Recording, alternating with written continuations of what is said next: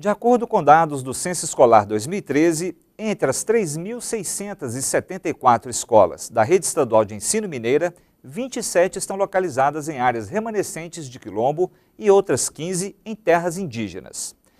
Um dos principais pontos do debate sobre direito étnico envolve respeitar a identidade cultural.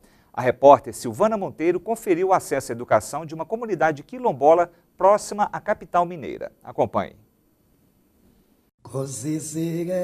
Ninguém liberta ninguém. Ninguém se liberta sozinho. Os homens se libertam em comunhão.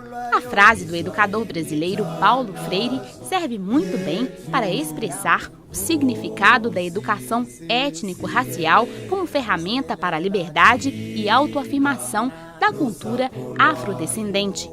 Visitamos um quilombo que fica em um município a 46 quilômetros da capital mineira.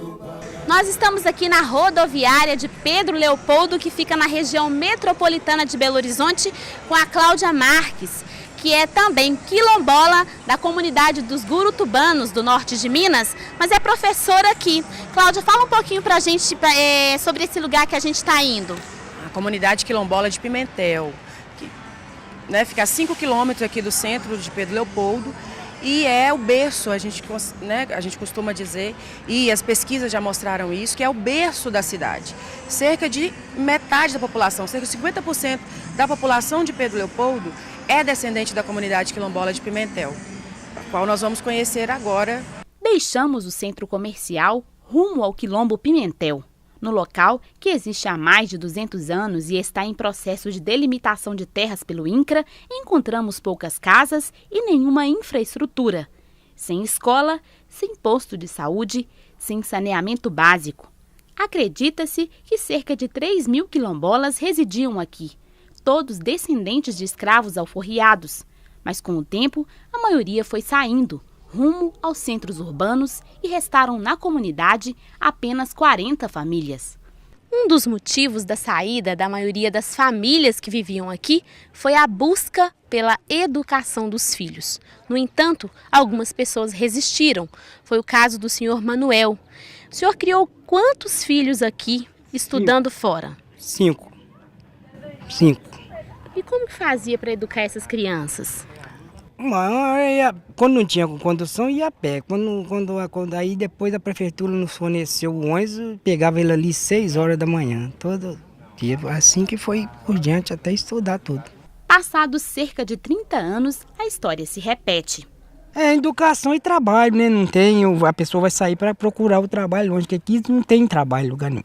A educação étnico-racial está prevista na Lei 10.639 de 2003, que estabelece que deve ser incluído obrigatoriamente no currículo oficial da rede de ensino a temática História e Cultura Afro-Brasileira. O primeiro ponto é saber que a Constituição, desde o seu preâmbulo, proclama a necessidade de se respeitar no Brasil essa diversidade étnica que constitui a sua própria formação.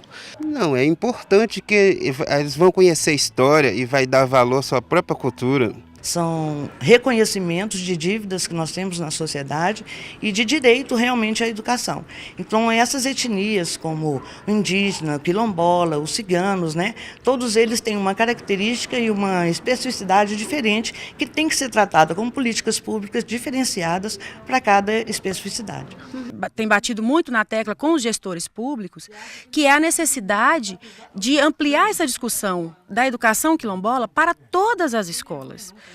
E trazer, o MEC disponibiliza material, a gente tem o kit quilombola, contando a história de vários quilombos, para entender o que é isso, que luta é essa, que história é essa. E a gente tem também a formação de professores. O MEC disponibiliza cursos para a formação de professores, para que eles possam entender, porque a gente nunca teve na nossa formação a história e cultura africana, muito menos dos quilombos. Então os professores precisam dessa formação para poder valorizar essa história junto aos seus alunos. A professora Cláudia tem em Charles, o filho mais novo do senhor Manuel, o primeiro aluno quilombola. E de falar com ele, descobrimos que a educação étnico-racial foi capaz de surpreendê-lo. Nós nem sabíamos que nós era quilombola, por ela mesmo começar a nós estudar, fazer. Aí mesmo que o pessoal começou a descobrir que aqui era um quilombo.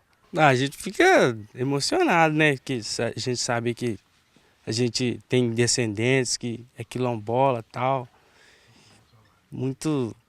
É uma alegria para a gente. Uma experiência que cumpre com o que a professora defende. A principal questão é a valorização das marcas da negritude.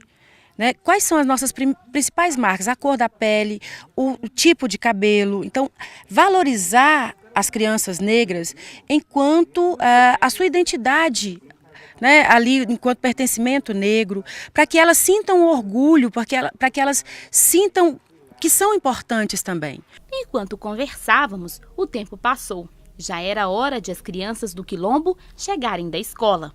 Faltando alguns minutos para o meio-dia, a Júlia deixou todos os afazeres em casa para ir à estrada buscar a filha de 7 anos, que está chegando da escola.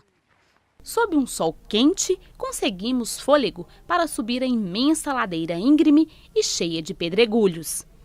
O ponto de encontro entre pais e filhos é esse mata-burro que fica aqui onde tinha uma porteira. É aqui que chega e parte o ônibus escolar. Mas entre idas e vindas, há muitos desafios a serem resolvidos.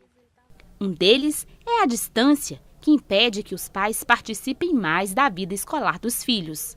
Aí não tem como participar, porque não tem o transporte mesmo para a gente poder estar participando. Reunião a gente perde.